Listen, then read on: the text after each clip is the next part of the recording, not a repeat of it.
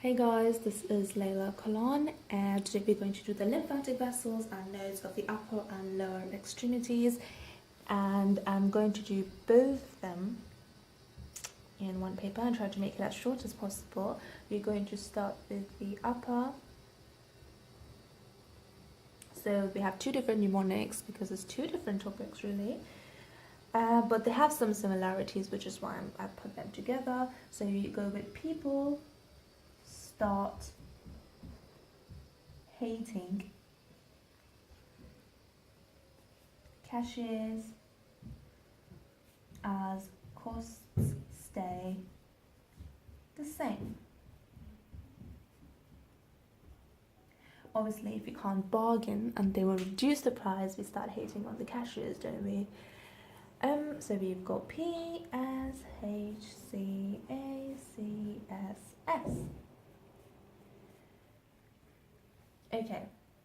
Now, for the upper extremity, we've got, again, as I said, mentioned in my last video, we've got superficial and we've got deep. Now, what you need to know is that they follow the veins very closely, the lymphatic vessels. Okay, so first I'm going to write the words and then I'll explain it better. So we've got pectoral, which is anterior. We've got subscapular, which is posterior. We've got humeral, which is lateral. We've got central and apical. We've got cubital.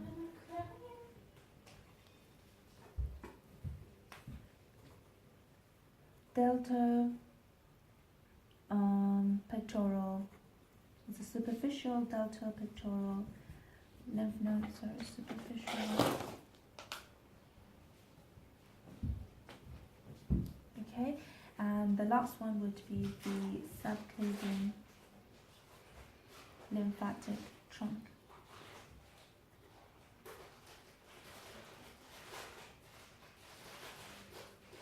All right, now.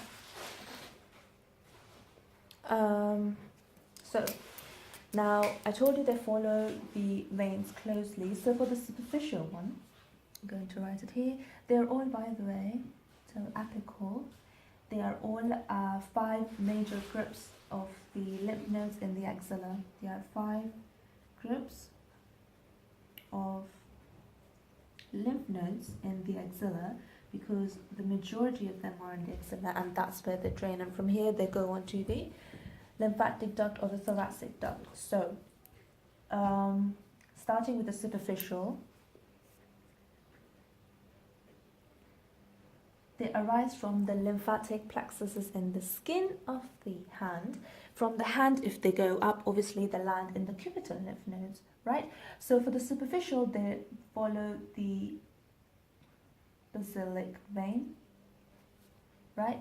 They follow the vein and they go to the cubital, which is why I've written here. So they go to the cubital lymph node, and these end in the humeral, lateral, axillary lymph nodes, right? So tick, and I'm going to put it like this. Okay, then we've got the other ones which follow the cephalic vein. So we've got those vessels that shadow the cephalic vein, and I'm going to write shadow here.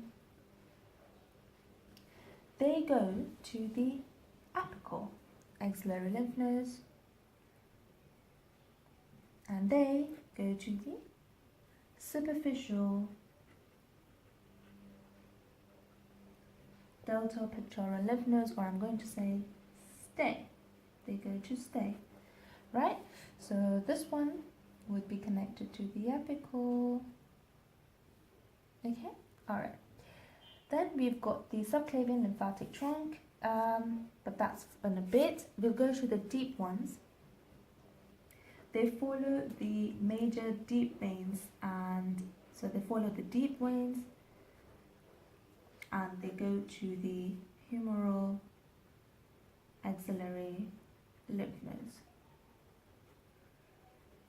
Okay, so the deep ones also go to the humeral. Alright, okay. Now, the efferent vessels from the apical axillary nodes, they go through the cervicoaxillary canal to the subclavian lymphatic trunk. So from the apical, they go to the subclavian lymphatic trunks through the cervicoaxillary canal. And once they reach this, we've got a right and a left one. Right and left. If you remember from the last video, I told you right one goes into the right lymphatic duct in the right venous angle, and the left one goes to the thoracic duct in the left venous angle.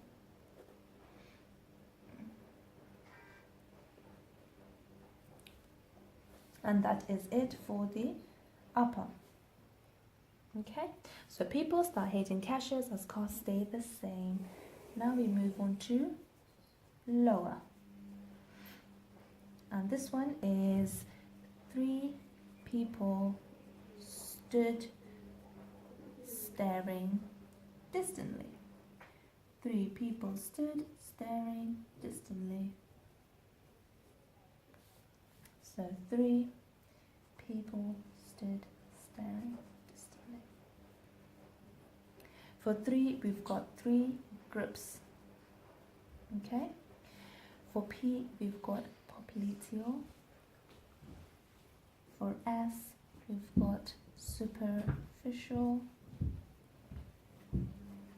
We've got sub and deep. A deep sub. Sorry. Okay. All right. Now, let's name these. So deep, sub, all 3 are inguinal lymph nodes. Popliteal is the lymph node, and the 3 groups. Okay, so again we've got superficial and we've got deep. So superficial,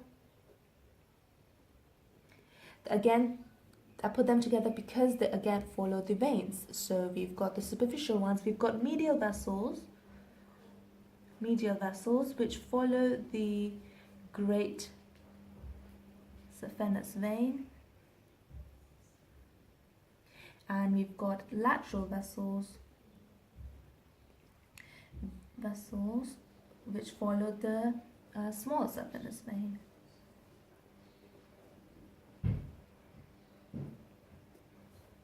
Okay, and the medial ones, they go to the subinguinal group of the inguinal ones, so they go to this one. I'll just do this, right? And the lateral ones, they go to the popliteal nodes, where some of them, okay, so some join the medial group and they end in the subinguinal, while some of them, the popliteal, drains into the deep subinguinal nodes. So, and some of them here, and popliteal, there we go, okay? So drains into deep. Now we've got the deep. The deep, it follows the deep arteries, of course. There are 3 main groups. You've got the anterior tibial, posterior tibial, peroneal, and all of them drain into the popliteal lymph nodes. Okay, so these drain into these, and this one drains into this one, and some of it goes to the medial, which drains into this one. Okay, That's it. The inguinal nodes, these ones, are in the femoral triangle, which is at the base of the thigh, and at the termination of the great saphenous vein. If you draw a horizontal line at the termination of the great saphenous vein, above this line it would be the superficial lymph node, and below this line would be the subinguinal lymph node, and that's it, I believe. So just if you think logically, if you start from the feet, right? So you start from the feet and then you follow these veins. You have the great saphenous, you've got the small saphenous, and you've got anterior tibial. Tibial is right above your feet. So posterior tibial peroneal. From here, obviously, they'll go to the knee, which is the popliteal. From your knee, they'll go to the thigh, and then the thigh, you've got the inguinal lymph nodes because it's in the femoral triangle.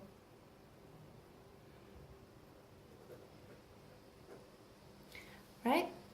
And that is it, I believe. I hope you liked this video. If you did, do give it a thumbs up and subscribe for more videos. My next video will be about the lymphatic vessels and nodes of the abdominal cavity and the pelvis. So hop onto that one next. Thank you guys, then take care. See you.